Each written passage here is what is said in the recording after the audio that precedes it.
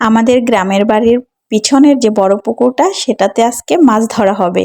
তো চলেন দেখা যাক কি কি মাছ পেলো পুকুরটা। আসসালামু আলাইকুম এভরিওয়ান, কি অবস্থা সবার, সবাই কেমন আছেন? আমি দোলা চলে আসলাম আমাদের গ্রামের পুকুরে মাছ ধরার ছোট্ট একটা ভিডিও নিয়ে। আশা করি সবাই পাশে থাকবেন, পুরো ভিডিওটা দেখবেন, আপনাদের অনেক ভালো লাগবে। গতকাল রাত 11টার দিকে পুকুরে মেশিন বসানো হয়েছে, কারণ পুকুরে মাছ ধরবে এর জন্য।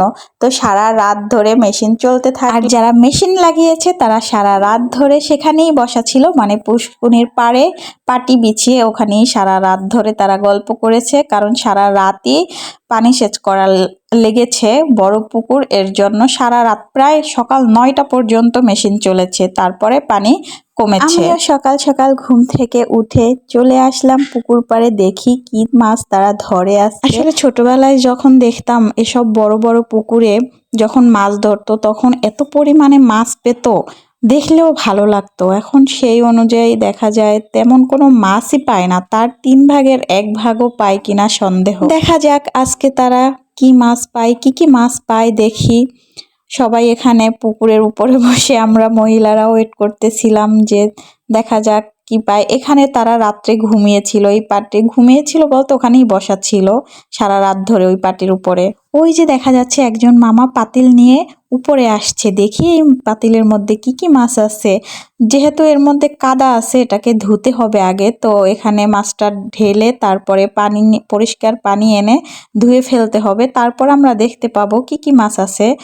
যদিও এখানে সব পাতিল উঠানো হয়নি, একটা পাতিলের মাছ এখানে ছিল।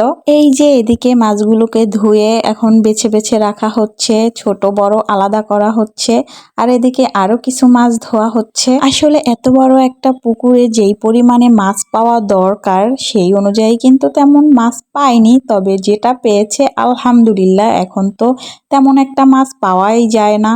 এত বড় একটা পুকুর, শোল মাছ কিন্তু বড় সাইজের অনেকগুলো পাওয়া দরকার, কিন্তু মাত্র একটা বড় সাইজের পেয়েছে, বাকিগুলো মাঝারি সাইজের ছিল। আর দেখুন মামা এখানে বসেই ভাত খাওয়া শুরু করে দিয়েছে, তার ক্ষুধা লেগেছিল তাই উঠে সে একটু খেয়ে নিল। যেহেতু তাদের মাছ ধরতে অনেক টাইম লাগছে এর জন্য পুঁটি মাছগুলো উঠিয়ে এখানে ভাগাভাগি করা হচ্ছিল, কারণ পুঁটি মাছ বেশিক্ষণ রাখলে নষ্ট হয়ে যায়। এখানে ধাপে ধাপে আরো মাছ আনা হবে, তো আপনারা ভিডিওটি দেখতে থাকুন। এই দিকে দেখতে পাচ্ছেন অনেকগুলো ভাগা দেওয়া হয়েছে। এখন অনেকেই ভাবতে পারেন যে এতগুলো ভাগা কেন করা হয়েছে। আসলে যারা ধরেছে তারা হচ্ছে 4 জন, তো তাদের হচ্ছে 4 ভাগ, আর আমরা গৃহস্থ 2 জন, তো আমাদের 2 ভাগ, এর জন্য 6 ভাগ করা হয়েছে। তাই পুঁটি মাছগুলো 6 ভাগ করে ওখানে রাখা হয়েছে।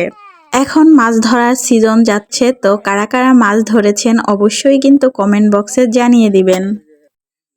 আজকের ভিডিওটা এই পর্যন্তই। কেমন লাগলো আপনাদের কাছে অবশ্যই কমেন্টে জানিয়ে দিবেন। আল্লাহ হাফেজ।